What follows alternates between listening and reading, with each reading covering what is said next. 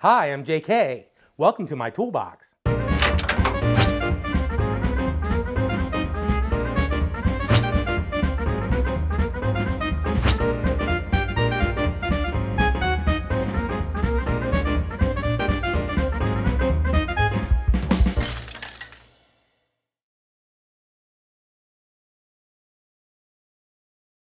Electricity is a wonderful thing, isn't it?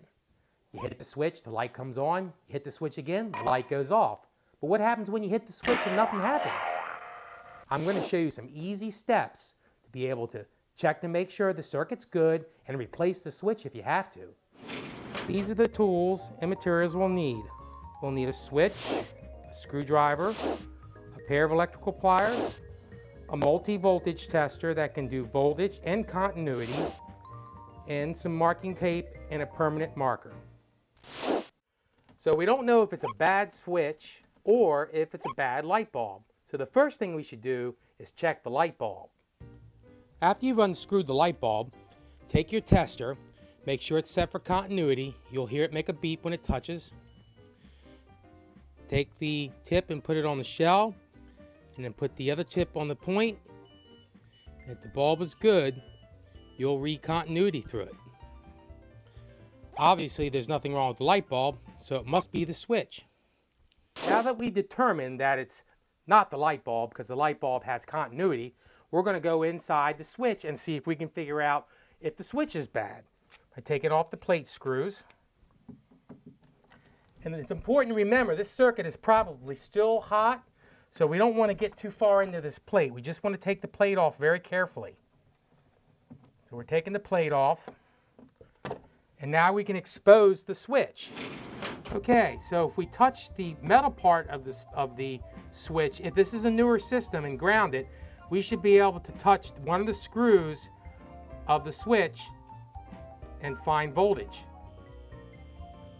Aha! Now, if I turn the switch on and I touch the screw and I don't hear any voltage, then that means the switch is bad. If the switch is good, then when I touch the screw, we'll get this signal. Now that we've determined that there's voltage at the switch, we need to turn the voltage off so that when we replace the switch, we won't get hurt.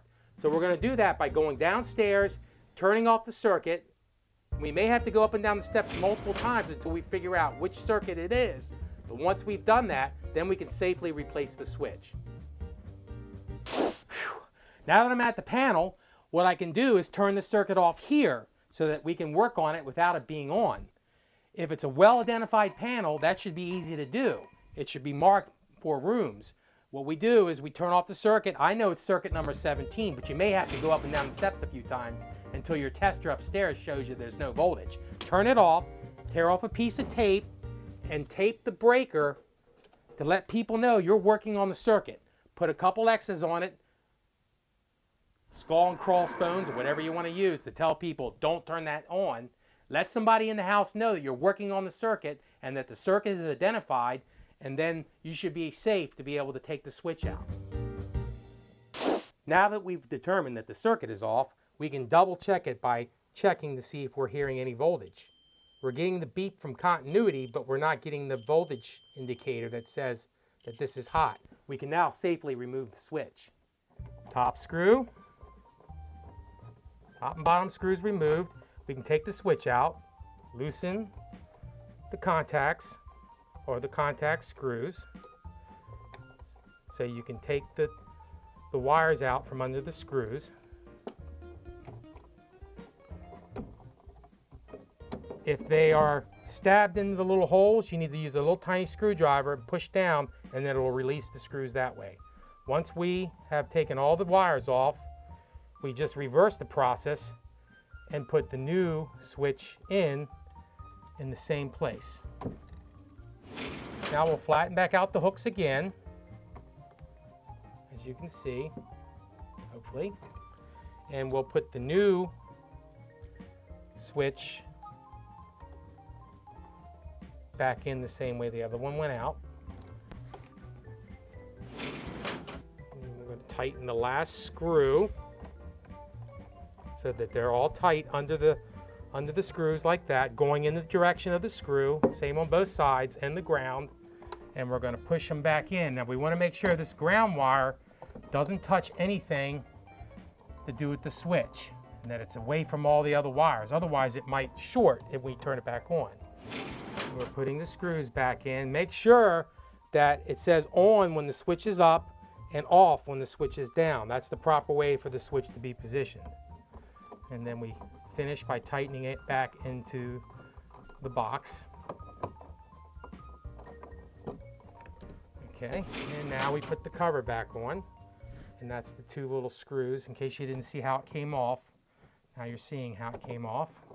We're doing the opposite. We're putting it back on, and we try to get it as straight as possible.